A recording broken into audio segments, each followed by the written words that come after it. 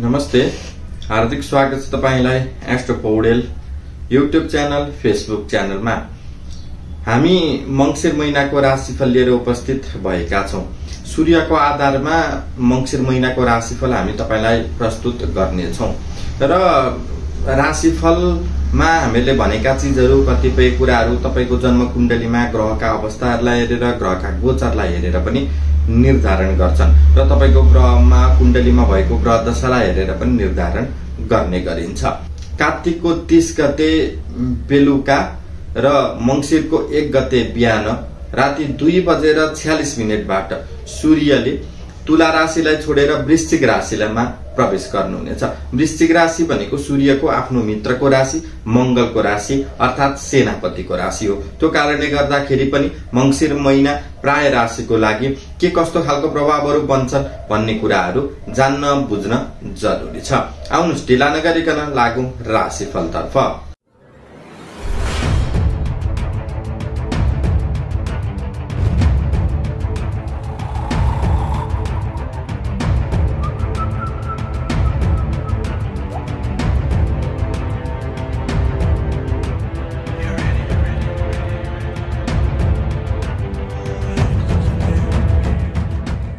मेष राशि हुनुभएका व्यक्तिहरूको लागि अष्टममा सूर्यको प्रभाव बन्नेछ। सँगसँगै मंगलको प्रभाव पनि तपाईलाई बनिरहेको हुन्छ। तपाईलाई चोटपटकको समस्याले दुःख दिन सक्छ। थोरै आगो जनित, हात हतियार जनित कुराहरूले तपाईलाई थोरै समस्याहरू ल्याउन सक्छन्। तर जो व्यक्तिहरू तन्त्र विद्यामा लाग्न खोज्दै हुनुहुन्छ, दैविक शक्तिमा लाग्न खोज्दै हुनुहुन्छ, जो व्यक्तिहरू म चाहिँ कुनै गुप्त कामहरू गर्छु भन्ने विचारहरू गर्दै हुनुहुन्छ हैन, तपाई हस्पिटल सम्बन्धी काम गर्दै हुनुहुन्छ, तपाई इन्स्योरेन्स एजेन्टहरू हुनुहुन्छ भने तपाईहरुको लागि राम्रो समय बनिरहेको छ।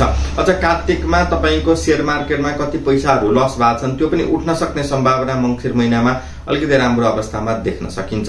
तर तपाईले ड्राइभ गर्दै गरेका गाडीहरू, तपाईले चलाउँदै गरेको हात हतियारको कारणले गर्दा पनि तपाईलाई चोटपटक लाग्न सक्ने, चोटपटकको कारणले तपाईलाई कुनै न कुनै समस्याहरू आउन सक्ने सम्भावनाहरूलाई बढाइराखेको छ। विचार पुर्याउनुस्, सतर्क रहनुस्, मंसिर महिना राम्रो रहनेछ। वृष राशि हुनुहुने व्यक्तिहरूको लागि सूर्य र मंगलको प्रभाव नै तपाईको सप्तम स्थानमा बन्दैछ। त्यो कारणले गर्दा तपाईले दाम्पत्य जीवनलाई चाहिँ सपार्नु जरुरी छ। अन्यथा दाम्पत्य जीवनको कारणले गर्दा के समस्याहरू देखा पर्न सक्ने, जस्तो तपाईले कुनै बिजनेसमा पार्टनरशिप गरिराख्नु भएको छ, त्यहाँ चाहिँ तपाईको पार्टनरशिपमा थोरै समस्याहरू देखा पर्न सक्ने, यो सम्भावनाहरूलाई चाहिँ बढाइराखेको देखिन्छ। र अर्को पाटो भनेको तपाईको जुन मान सम्मान छ त्यसमा पनि थोरै कमी आउन सक्छ। त्यो कुरालाई पनि विचार पुर्याउनुस्। र यो महिनामा तपाईलाई कुनै न कुनै नयाँ बिजनेस गर्ने सोच आइरहेको छ, अथवा म पार्टनरशिपमा मिलेर एउटा नयाँ बिजनेस गर्छु भन्ने विचार राखिराख्नु भएको छ भने त्यो चीजलाई अहिले थाती राख्नु जरुरी हुन्छ। र तपाईको महिनाको अन्तिमतिर भने मंगलको प्रभाव कम रहने कारणले गर्दा दाम्पत्य जीवनको पनि सुख भोग गर्न पाउनुहुनेछ। पार्टनरशिपमा पनि राम्रो बनेर जान सक्नेछ। तपाईको व्यक्तित्वको प्रभाव राम्रो रहन सक्छ र जो व्यक्तिहरू जागिरमा लागिराख्नु भएको छ उहाँहरूको लागि राम्रो बन्दिन सक्छ। र पारिवारिक माहौल, पारिवारिक क्षेत्रमा पनि तपाईले राम्रो सुख सुविधा हात पार्न सक्नुहुनेछ। मिथुन राशि हुनुहुने व्यक्तिहरूको लागि पनि ऋणले, रोगले, शत्रुको कारणले जति पनि दुःख भइरहेको थियो त्यो लगभग बिस्तारै कम हुँदै जान सक्नेछ। तर तपाईलाई समस्या भने तपाईको दैनिक दिनचर्या नसपरिने कारणले गर्दा देखा पर्न सक्छ। तपाईले आफ्नो दैनिक दिनचर्यालाई सपार्ने काम गर्नुस्, समयमा उठ्नुस्, समयमा जानुस्, समयमा काम गर्नुस् र बोल्दा थोरै सतर्कता अपनाउनुस्, ऋण लिँदा थोरै विचार पुर्याउनुस्। र यतिखेर तपाई कतै ठूलो ठाउँतिर सरकारी जागिरहरू ट्राई गर्न कोसिस गरिराख्नु भएको छ, तपाई चाहिँ पदोन्नतिको खोजीमा हुनुहुन्छ भने पनि तपाईको लागि राम्रो छ। यो समयमा तपाई कम्पिटिसनमा जुझ्न खोजिराख्नु भएको छ भने पनि तपाईको लागि राम्रो समय बनिरहेको छ। र अर्को स्पेशल तपाईलाई विदेशसँग सम्बन्धित काम बनाउनको लागि पनि राम्रो समय देख्न बुझ्न सकिन्छ। कर्कट राशि हुनुहुने व्यक्तिहरूले थोरै सन्तानको पक्षलाई लिएर सतर्कता अपनाउनु जरुरी छ। विद्यार्थी वर्गले अध्ययनको कुरालाई लिएर सतर्कता अपनाउनु जरुरी छ। यतिखेर गर्भ बसिरहेको अवस्था छ भने महिलाहरूले पनि आफ्नो स्वास्थ्यलाई लिएर थोरै सतर्कता अपनाउनु पर्ने जरुरी छ। अन्यथा तपाईको थोरै समस्याहरू देखा पर्न सक्छ।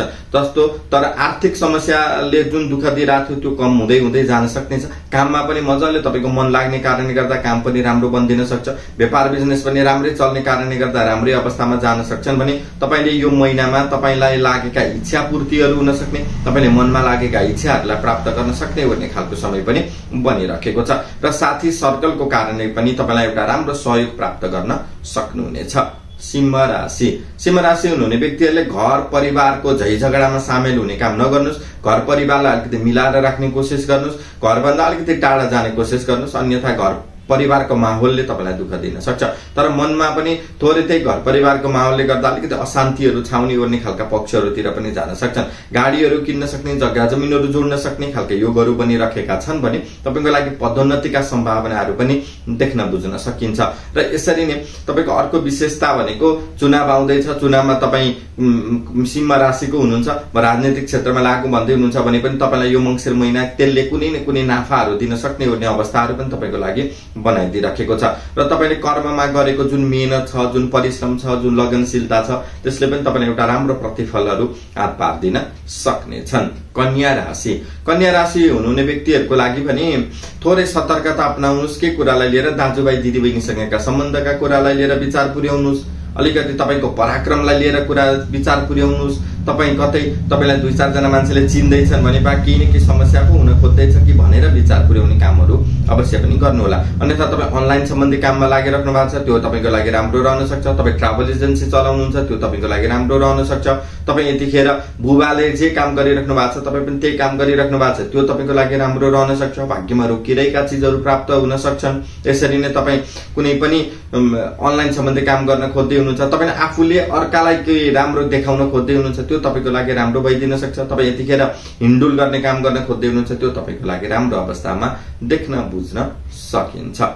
तुला राशि हुनुहुने व्यक्तिहरूको लागि पनि अलिकति बोल्दा विचार पुर्याउनु जरुरी छ। आफन्तसँगको कारोबारमा विचार पुर्याउनु जरुरी छ, अन्यथा बोलीको कारणले आफन्तसँगको कारोबारले गर्दा थोरै समस्याहरू देखा पर्न सक्नेछन्। तर यो समय भनेको मंसिर महिना भनेको तपाईको लागि बचतको समय हो।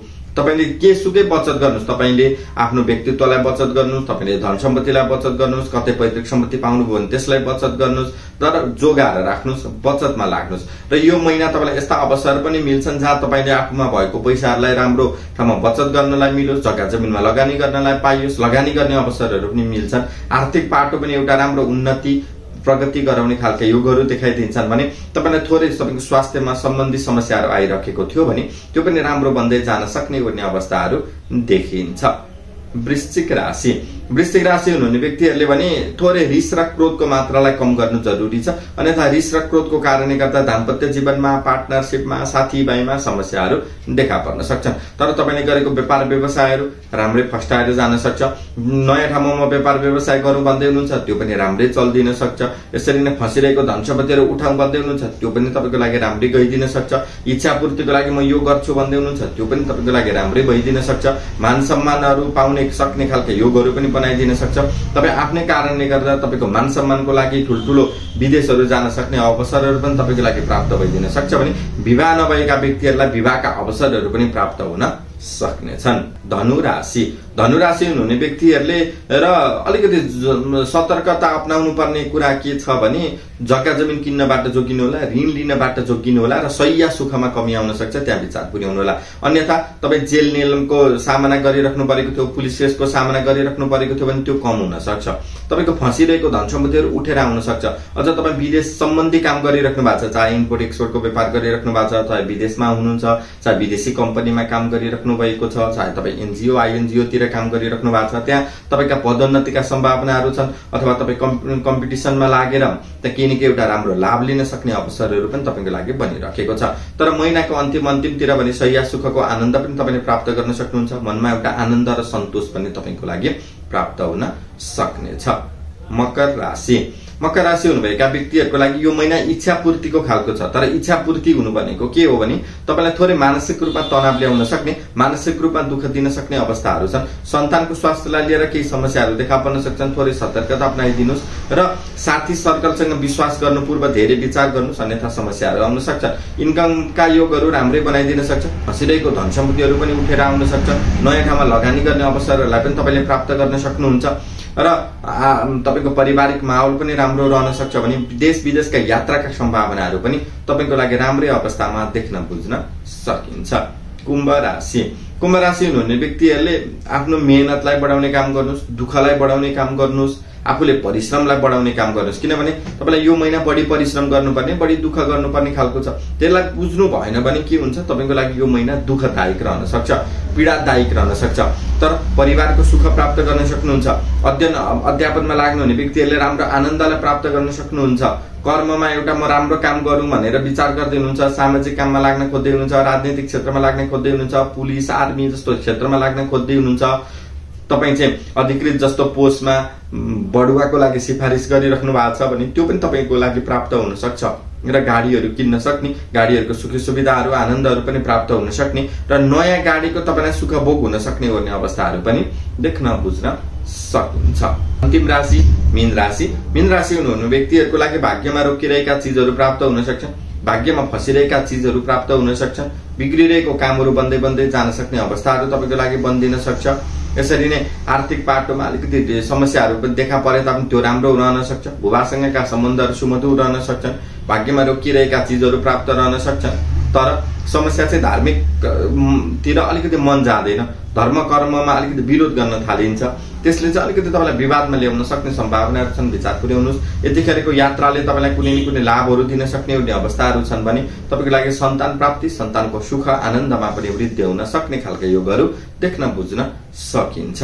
र 12वटा राशिको लागि कुनै न कुनै अवस्थामा राम्रो नराम्रो बनि नै राखेका छन्। तर पनि तपाईले यो महिना आफ्नो राम्रो होस् भन्ने चाहनुहुन्छ भने मंगलको उपाय गर्नुहोस्, हनुमान चालिसाको पाठ गर्ने गर्नुहोस्, हनुमानको दर्शनहरू गर्ने गर्नुहोस् र तपाईले हनुमानलाई लड्डुहरू चलाउने हुने काम गर्दै अगाडि बढ्न सक्नुभयो भने मंसिर महिना अवश्य पनि राम्रो हुने नै छ। र हाम्रो भिडियो मन परिरहेको छ भने लाइक, शेयर अनि कमेन्ट गर्न नबिर्सिनु होला।